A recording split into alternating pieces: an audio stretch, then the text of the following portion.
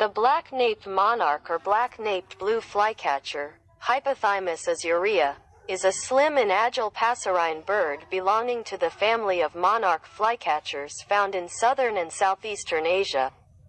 The male having a distinctive black patch on the back of the head and a narrow black half-collar, necklace,